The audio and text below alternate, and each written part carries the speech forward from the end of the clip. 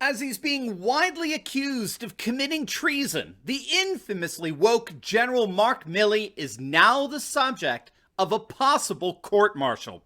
In this video, we're going to take a look at the bombshell accusations against Woke Milley, how even his fellow military brass are offering to testify against him, and stick with me to the very end of this video, where I'm going to reveal precisely why the real treason is wokeness itself. You're not going to want to miss this. Greetings, everyone. Dr. Stevie with you. Great to be with you. As always, I am your daily fake news antidote, as each and every day I provide patriotic analysis to help you to think better so you can feel better in these crazy and turbulent times. So make sure to smack that bell and subscribe button. Hey, gang, I'm a little tease here. We got a major announcement coming. I've got some news to share with you that's an absolute game changer for this channel. If you've been with us for some time now, you're going to be so excited about this news, unlike anything we've ever done before. No, again, it's not another virtual conference. In fact, virtual conferences pale in comparison to what we got going on. I'm going to give you the big reveal at the end of the week, so make sure to stay tuned. Finally, let's give a huge shout out to the sponsors of this video, and that's our good friends over at Noble Gold. With all the volatility in the market, there's simply never been a better time to start a gold or silver IRA in your portfolio, and the amazing staff over at Noble Gold, they're ready to help you in any way that they can. If that's not incentive enough, Noble Gold is gifting a 5-ounce America the Beautiful silver bullion coin with every qualifying IRA or 401k rollover. So don't wait. Click on that link below or give them a call at 877-646-5347. Make sure to mention my name, Dr. Steve Turley. Let's ride that gold wave together. All right, gang, let's dive right in here. As I'm sure you all know by now, Chairman of the Joint Chiefs of Staff, General Mark Milley, is going to have to answer bombshell revelations that he twice, not once, but twice, secretly contacted Chinese officials over concerns that President Trump could spark a war with China, all the while holding top-secret meetings to block Trump's nuke access and instructed his staff to disobey all but his orders. The stunning revelations are from a new book by Bob Woodward and Robert Costa called Peril, and the relevant excerpt was published the other day in the Washington Post. Perhaps most shocking of all is that according to the Woodward and Costa report, Milley went so far as to pledge to his Chinese counterpart that he would actually go so far as to alert China in the event of an American attack, and that his office would serve as a back channel for communication in the case of such a scenario, promising that such an attack would, quote, not be a surprise. According to the report, quote, Milley also summoned senior officers to review the procedures for launching nuclear weapons, saying the president alone could give the order, but crucially that he, Milley, also had to be involved. Looking each in the eye, Milley asked the officer to affirm that they had understood, the author's right, in what he considered an oath. Now, the fallout from these bombshell revelations is only just the beginning. President Trump weighed in as only he could. He called Milley a, quote, dumbass who, if these charges are true, should be tried for treason. Senator Rand Paul has gone a step further, saying Milley should be court-martialed if he actually committed the very acts he's been accused of.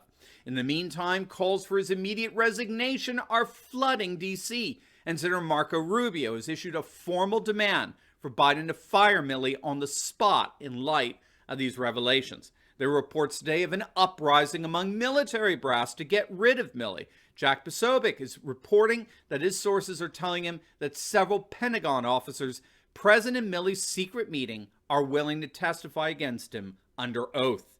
Things are so bad for Milley right now, if you can believe it. He's even lost Vindman. Remember Alexander Vindman? How he testified in the impeachment hearings, right? The first that tried to get rid of Trump. Even this moron is calling on Milley to resign. I mean, it doesn't get worse than that. When you lose this guy, you have, by definition, lost the deep state. There's no way around that. Now, obviously, many are calling it a coup. It's not a coup attempt. This was, if the charges were true, this was a successful subversion of a duly elected president's policies by an American military officer. And if you can believe it, and unfortunately we can, you do have some apologists for Milley. They're, of course, all on the left. Salon is actually trying to pivot all of this in such a way that puts Republicans on the defensive.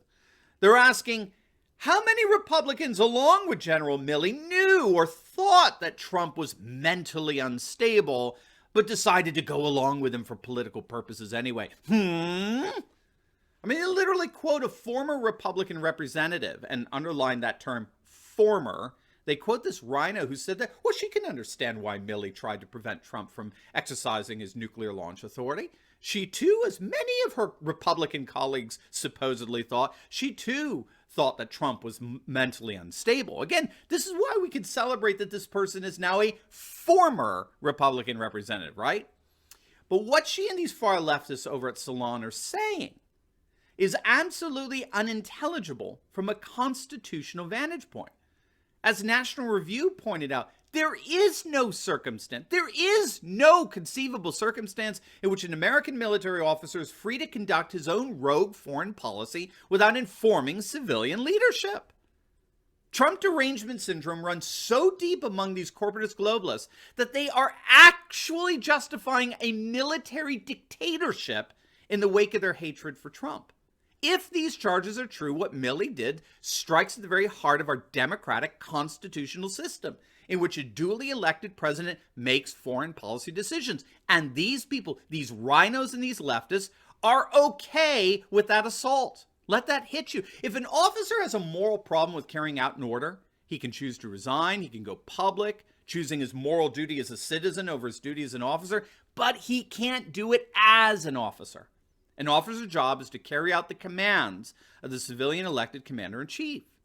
So there's no possible constitutional scenario imaginable where Mark Milley's actions could be justified. Now, trying to explain that to a neo-Marxist left-winger is like Einstein trying to talk to a clam. I mean, there's just no point. But according to Woodward and Costa, General Milley knew perfectly well that he was undermining President Trump's policies. Quote, in discussions about Iran's nuclear program, Trump declined to rule out striking the country, at times even displaying curiosity about the prospect. CIA Director Gina Haspel was so alarmed after a meeting in November that she called Milley to say, quote, this is a highly dangerous situation. Are we going to lash out for his ego? So according to his report, they knew they were undercutting President Trump's policies and authority. But they say, but he recklessly wanted to go to war. What the hell are these people talking about? As Donald Trump Jr. pointed out, Trump's was the first administration to refuse to start new wars in our lifetime, for heaven's sakes. What the hell are they talking about? Doesn't make the least bit of sense. And I think we all know why. I think we all know what's really going on here. Now, just in case you've forgotten, just in case you need a reminder, this is the fellow who's accused of thwarting the Constitution. Sure. First of all, on the issue of critical race theory, et cetera, I'll obviously have to get much smarter on whatever the theory is. But I do think it's important, actually, for those of us in uniform to be open-minded and be widely read. And the United States Military Academy is a university. And it is important that we train and we understand. And I want to understand white rage, and I'm white, and I want to understand it. So what is it that caused thousands of people to assault this building and try to overturn the Constitution of the United States of America? What caused that? I want to find that out. I want to maintain an open mind here, and I do want to analyze it. It's important that we understand that because our soldiers, sailors, airmen, Marines, and Guardians, they come from the American people. So it is important that the leaders, now and in the future, do understand it. I've read Mao Zedong. I've read Karl Marx. I've read Lenin. That doesn't make me a communist. So what is wrong with understanding, having some situational understanding about the country for which we are here to defend? And I personally find it offensive that we are accusing the United States military, our general officers, our commissioned, non-commissioned officers, of being, quote, woke or something else because we're studying some theories that are out there. That was started at Harvard Law School years ago, and it proposed that there were laws in the United States, antebellum laws prior to the Civil War, that led to a power differential with African Americans that were 3/4 of a human being when this country was formed. And then we had a Civil War and Emancipation Proclamation to change it. And we brought it up to the Civil Rights Act in 1964. It took another 100 years to change that. So look I do want to know. And I respect your service, and you and I are both Green Berets. But I want to know. and it matters to our military and the discipline and cohesion of this military. And I thank you for the opportunity to make a comment on that. Thank you, General. That, my friends, is what is called wokeness.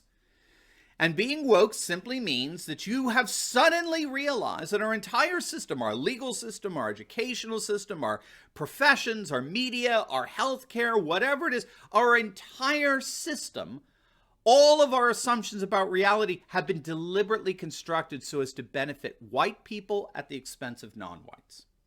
And any and all attempts at correcting this injustice is provoking white fragility and white rage, of which President Trump was the ultimate expression.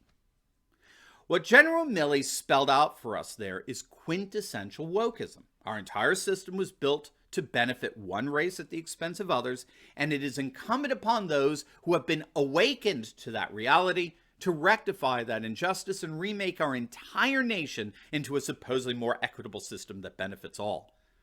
If these changes are true, actually, we don't even need to look at the charges, I should say, themselves. Just look at the myriad of defenses and justifications for Milley's alleged actions by the mainstream media and rhinos on the far left.